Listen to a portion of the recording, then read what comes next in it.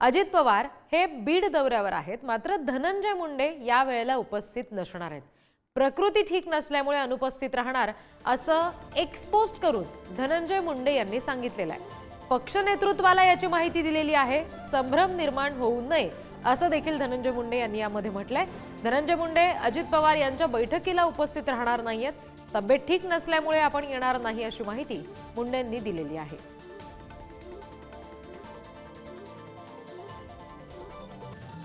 आणखी काही तपशील याबाबतचे आपण जाणून घेऊया। अजित पवारांच्या दौऱ्यामध्ये पूर्ण वेळ उपस्थित राहणार होतो, मात्र माझी प्रकृती अद्यापही ठीक नाही। उपचारासाठी काल मुंबईला यावं लागलं। बीडमधील आजच्या कार्यक्रमांना मी उपस्थित राहू शकणार नाही। पक्ष नेतृत्वाला पूर्वसूचना दिली असून या संदर्भात कोणताही संभ्रम निर्माण होऊ नये ही विनंती।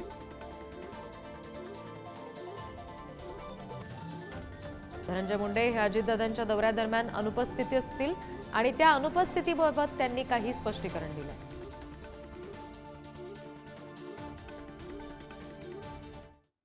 तर पालकमंत्री अजित पवार आज बीडच्या दौऱ्यावर आहेत। पालकमंत्री अजित पवार यांच्या बीडमध्ये आज मॅरेथॉन बैठका होतील आणि प्रशासकीय आढावा घेण्याबरोबरच पक्ष संघटनेला सुद्धा अजितदादा बळ देणार आहेत। अंजली दमानिया आणि सुरेश धस यांनी धनंजय मुंडेंवर काल केलेल्या नव्या आरोपांनंतर अजित पवारांचा हा पहिलाच दौरा आहे।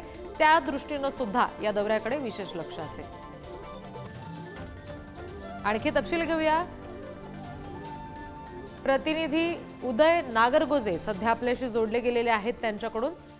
उदय, अजित पवारांचा हा दुसरा बीड दौरा आहे पालकमंत्री म्हणून। काल नव्याने झालेले आरोप आणि आज लगेच अजितदादा बीडमध्ये येत आहेत, याकडे कसं पाहायचं? आणि दुसरी गोष्ट म्हणजे धनंजय मुंडे याच्यासाठी अनुपस्थित असतील, पूर्ण वेळ उपस्थित राहणार नाहीत असं त्यांनी स्वतःच एक पोस्ट करून सुद्धा कळवलंय। संभ्रम नको असं सुद्धा म्हटलंय। नक्कीच अजित पवार हे आज संपूर्ण दिवसभर बीडमध्ये विविध बैठका घेणार आहेत। प्रशासकीय कामकाजाच्या आढावाबरोबरच पक्ष संघटनेला देखील बळ देण्यासाठी त्यांनी काही कार्यक्रम आयोजित केलेत। यामध्ये युवक मेळावा असेल, तसेच काही पक्षप्रवेश देखील होणार आहेत।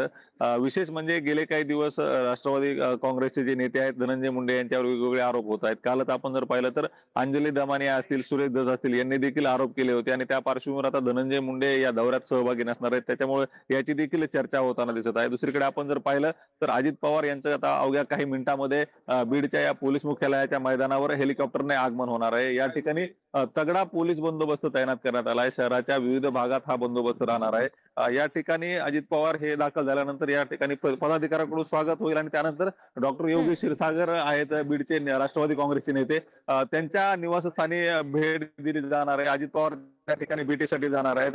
त्यानंतर पक्ष कार्यालयात भेट देतील आणि त्यानंतर मेळाव्याला देखील अजित पवार उपस्थित राहणार आहेत। एकंदरीतच गेल्या काही दिवसातील बीड जिल्ह्यातील घटना पाहिल्या तर आजच्या अजित पवार यांच्या दौऱ्याला अतिशय महत्त्व प्राप्त झाले आहे। या ठिकाणी आपण पाहू शकतो कशा पद्धतीने पोलीस बंदोबस्त देखील मोठा तैनात करण्यात आला आहे। शहरभर बॅनर्स देखील लावण्यात आले असून एकंदरीतच प्रशासनाबरोबरच राष्ट्रवादीच्या पदाधिकाऱ्यांनी आणि नेत्यांनी देखील या दौऱ्याच्या पार्श्वभूमीवर मोठी तयारी केली असल्याचं आपल्याला पाहायला मिळतंय।